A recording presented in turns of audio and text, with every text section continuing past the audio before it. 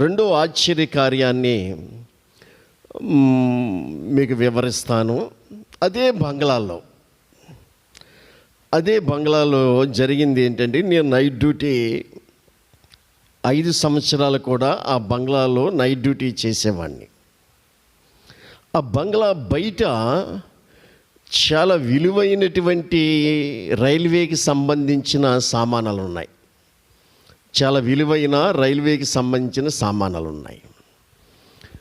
నేను వాటిని కూడా జాగ్రత్తగా చూడాలి. సరే, అది శీతాకాలం, బాగా మంచు చలి ప్రారంభించింది. నేను ఇంచుమించుగా 1 గంట దాకా మెలకువగా ఉండి కొన్ని గంటలు ప్రార్థన చేసుకుని,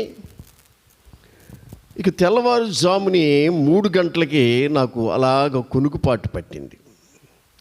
తెల్లవారుజాముని 3 గంటలకి నేను హాల్లో ఉన్నాను. మంచు చలిగా ఉందని నేను హాల్లో ఉన్నాను. కునుకుపాటు పట్టి మగతలోకి వెళ్ళిపోయాను. జరిగింది ఏంటంటే, నాకు ఒక స్వరం వినపడుతుంది. ఆ నొద్దుట్లో ఒక స్వరం వినపడుతుంది. ఏమని అంటే, దొంగోడు వచ్చాడు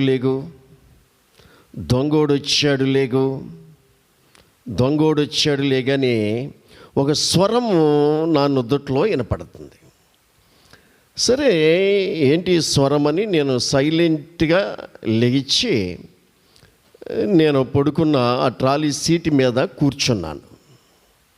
కూర్చుంటే బయట ఆ చీకట్లో ఒక దొంగ వచ్చి ఈ రైల్వే విలువైనటువంటి మెటీరియల్, చిన్న సామానాలని సంచులు వేసుకుంటే గలమని వినపడుతున్నాయి.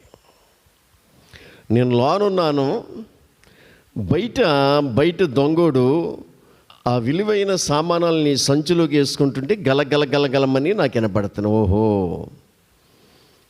అని చెప్పి నేను సైలెంట్గా లేచి బ్యాటరీ లైట్ తీసుకుని కిటికీ ఓపెన్ చేసి అలాగ ఒకసారి ఆన్ చేశాను. సరిగ్గా ఆ దొంగోడు ముఖం మీద పడ్డది. ఆ భయంకర మంచు పట్టింది. తెల్లవారుజాముని సంచి అక్కడ వదిలేసి పారిపోయాడు.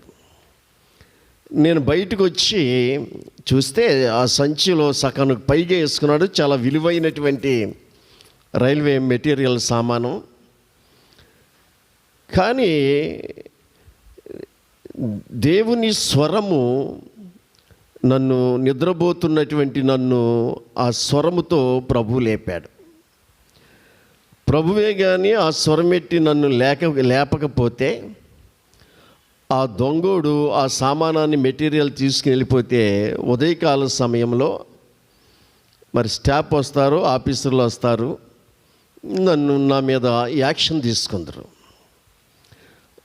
నిజంగా దేవుని స్వరం, పరిశుద్ధాత్మ దేవుడు ఆయన స్వరం చేత ఒక మనిషి పిలిచినట్టుగా, లేపినట్టుగా లేపాడు. ఆయన మాట్లాడే దేవుడు, యేసు ప్రభుని ఆయన మాట్లాడే దేవుడు.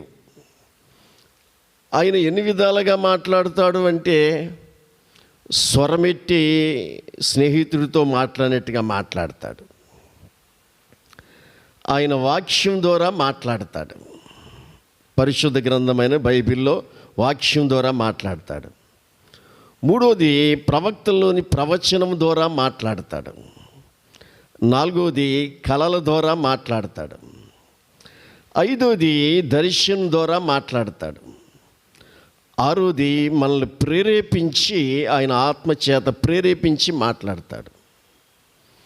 ఇన్ని విధాలుగా మాట్లాడే సజీవుడైన దేవుడు ఆయన స్వరమెట్టి నాతో మాట్లాడి, ఆ దొంగతనం జరగకుండా, నాకు ఎటువంటి హాని లేకుండా నన్ను కాపాడినటువంటి ఆ సందర్భం నా జీవితంలో మర్చిపోలేను.